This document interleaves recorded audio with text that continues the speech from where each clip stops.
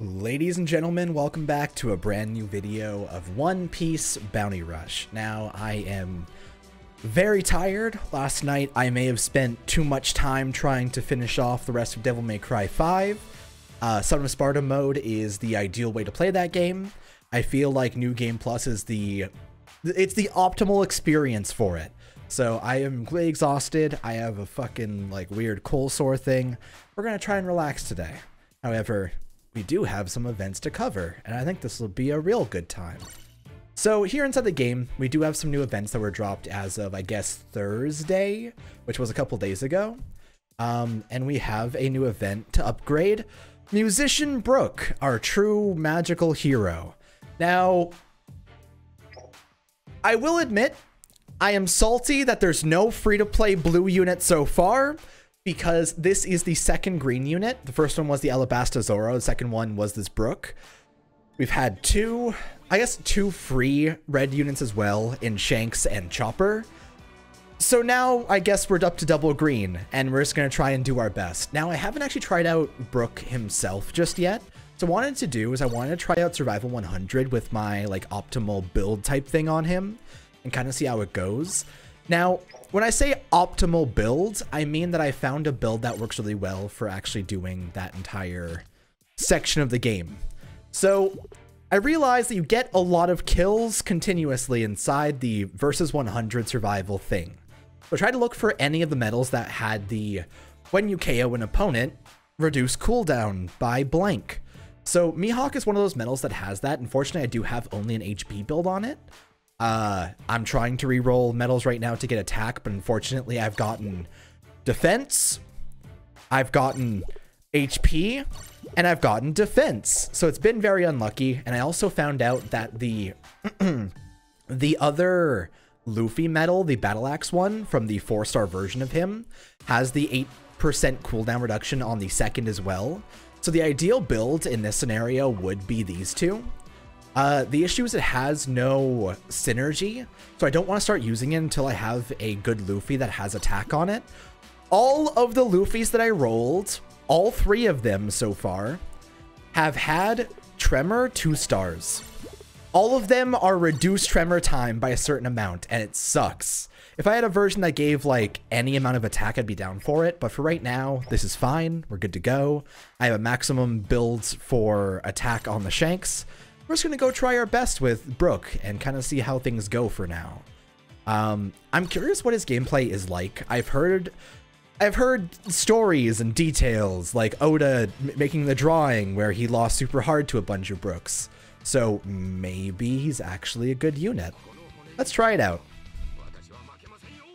Now, I have been playing this quite a bit and trying to practice. My Mihawk gets to 96 so far, so I've kind of gotten to that point.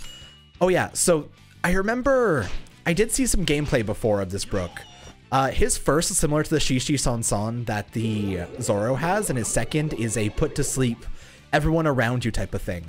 Now, he is a green runner, so typically his attack won't be the highest in the world, but in terms of harassing enemies and being super annoying, this is the fucking way to do it. Believe you me. And also, I've learned that whatever side of the stage that you spawn on or you're part of when the enemy wave is about to spawn when you beat the enemies that spawn will be on the opposite side. So typically what you can plan is having everyone come to you and having your skills ready like this for when they come on over. It works quite well for trying to get the max amount of kills. You can kind of avoid damage on the harder waves.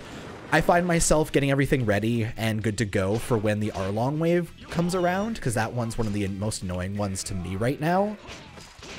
This one's also a pain in the ass, mostly just because Kabaji always likes to turn himself to the side for no reason.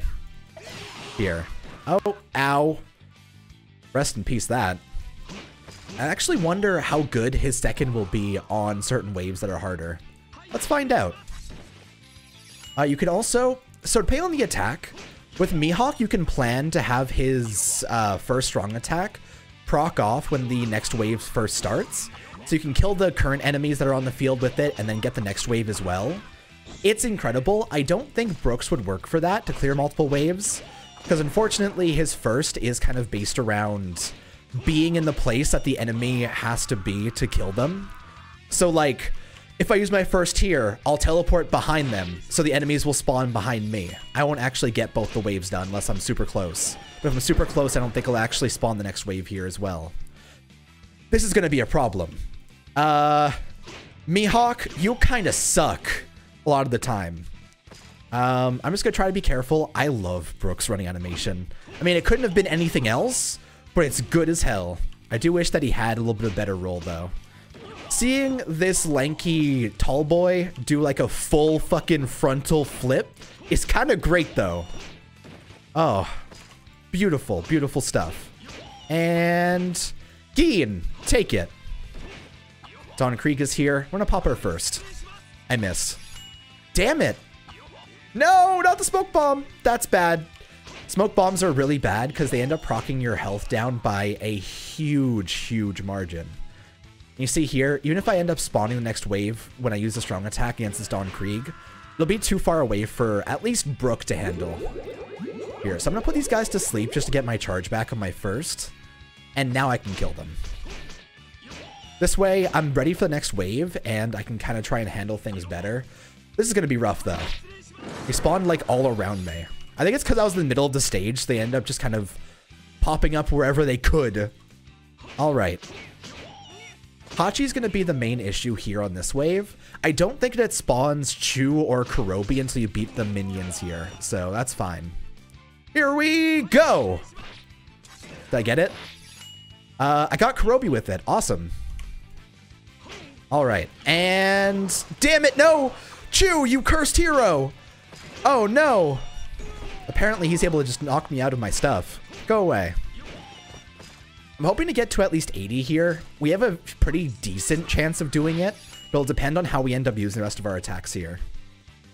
God, my throat hurts a lot. I've been drinking a lot of water this morning, so it's possible I might be getting sick, which might be a really bad scenario. You know what? If I get sick off of playing Dante's sick-ass fucking story, I'm fine. Sometimes that's just the sacrifices we have to make in this world.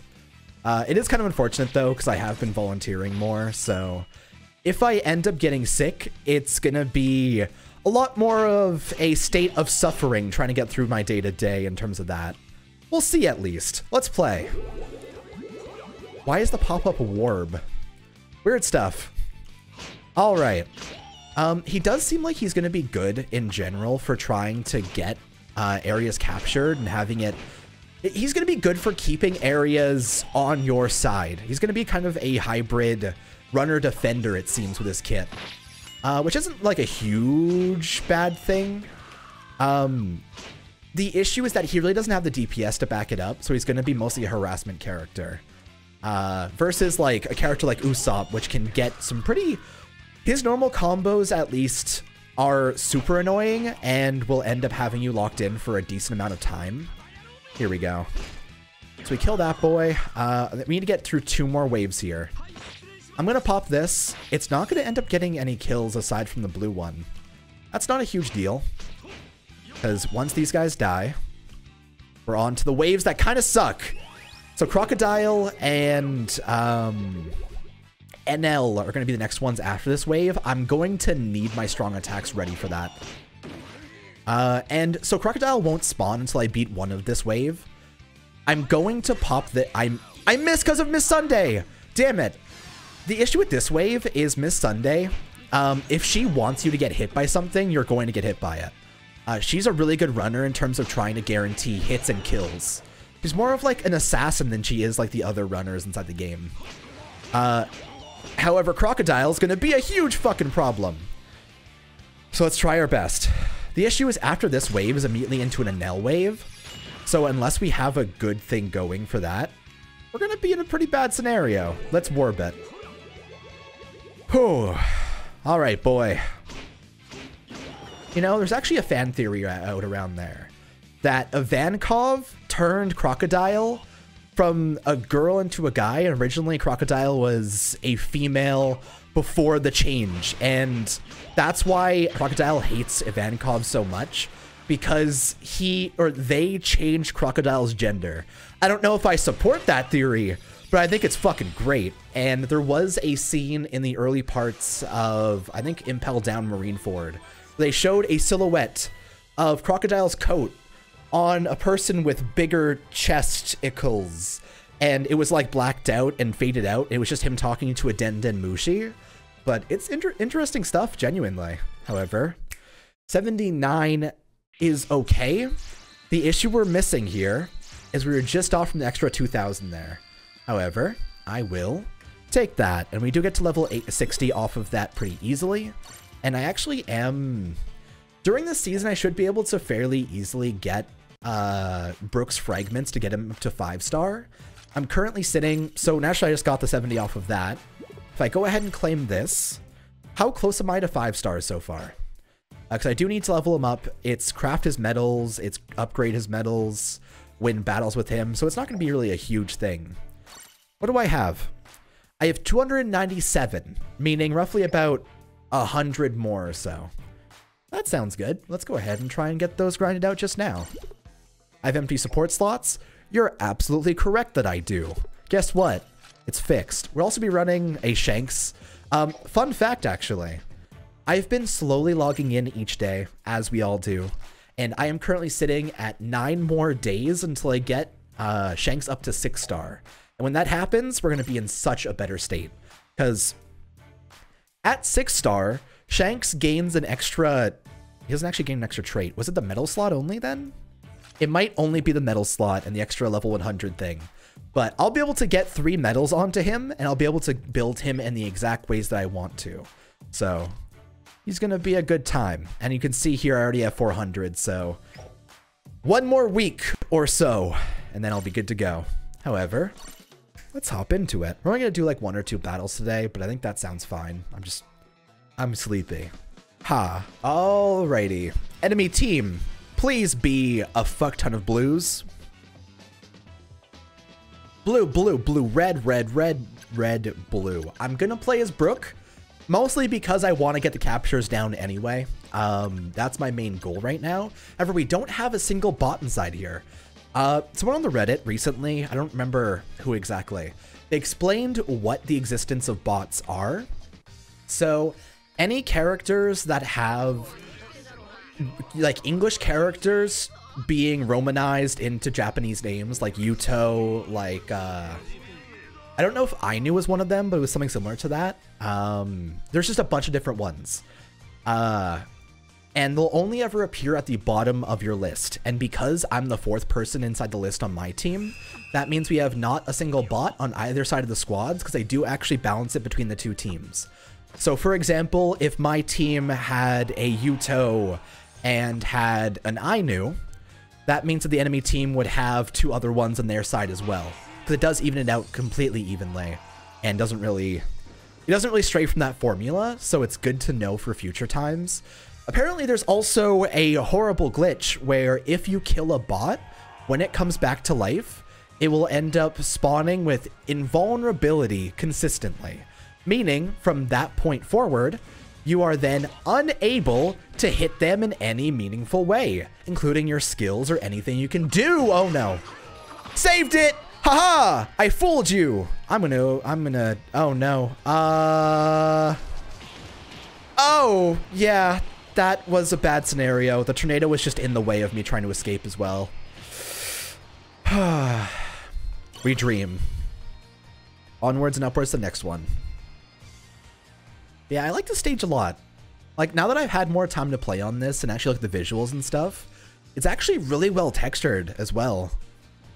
It's just a genuinely nice area. I like this map a lot. I'm glad it was added as the new big thing. There's so many cool instances of maps and stuff that could be in the future of this game. I'm so excited to see how they do stuff like Saboti Archipelago and stuff. Because there's the bubbles there.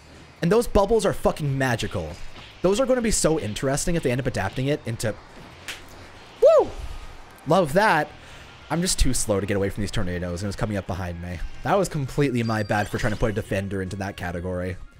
But like the magical bubbles from that situation, I mostly remember that because of Pirate Warriors, because they had like mechanics around that with the gum balloon and stuff. But it's gonna be so fun. I'm excited.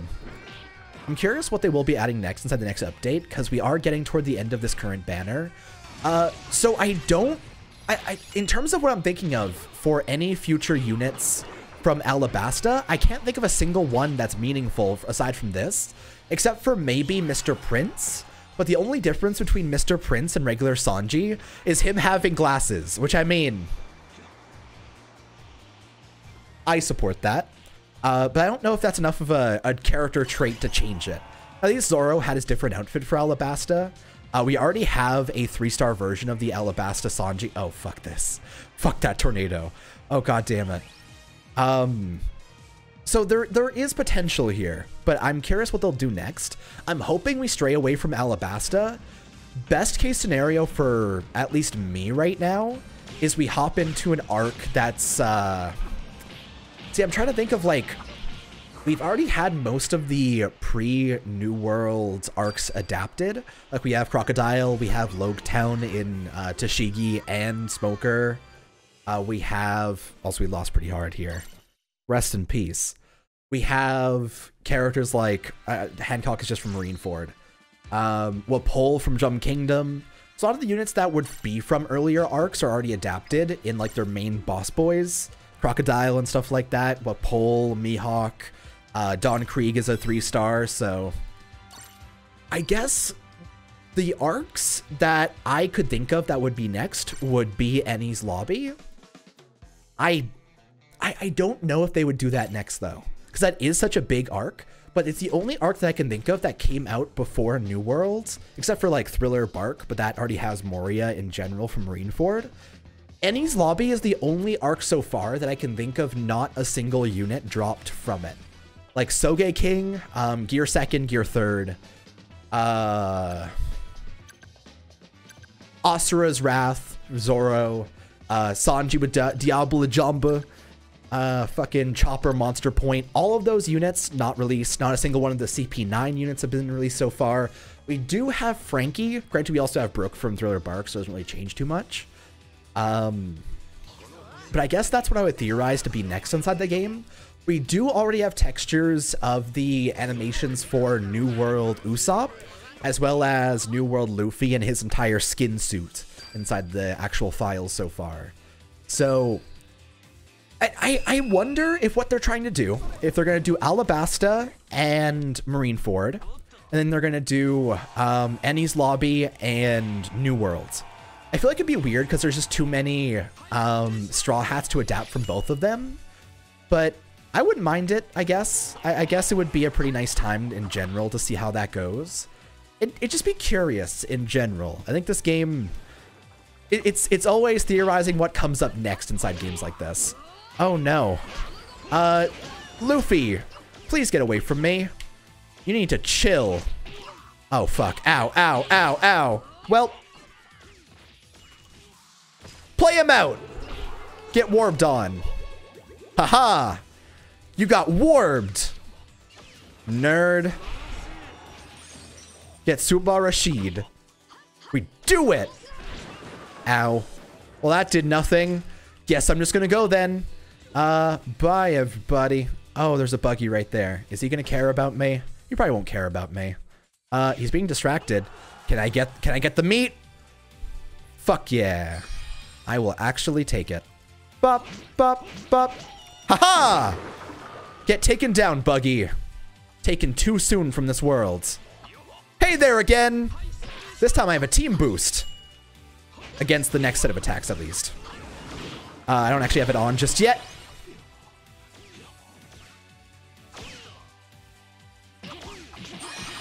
God damn it. Well, hey, I tried my best, and I did not succeed. I feel like capturing A is going to be more important right now.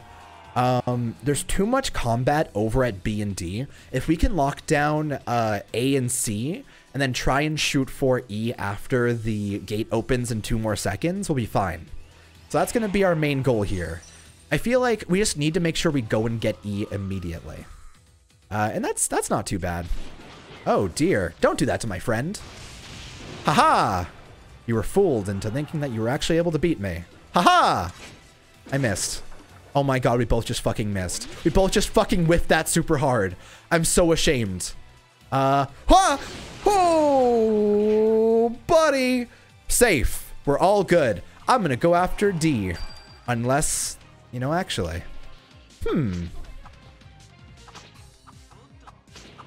I can protect D. And then I'm going to try to go for E so that they have to actually suppress me.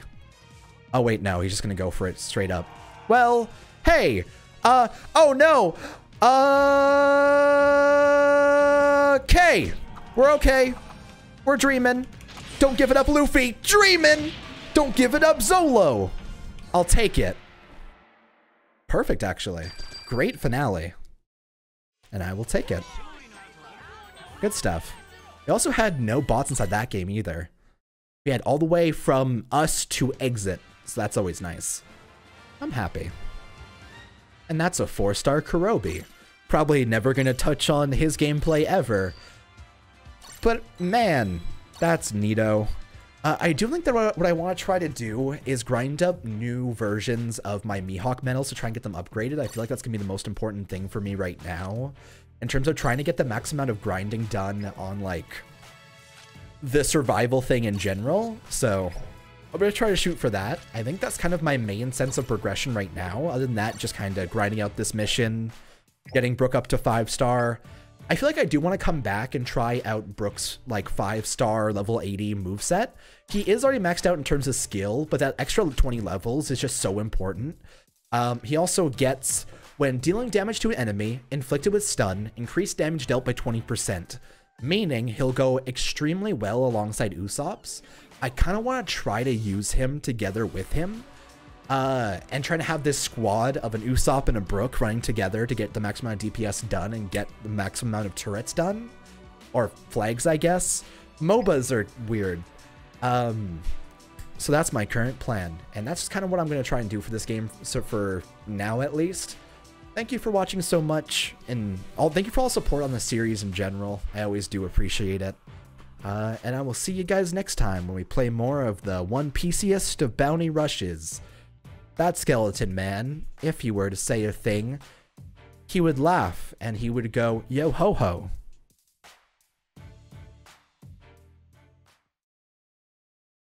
That was dumb. I love it.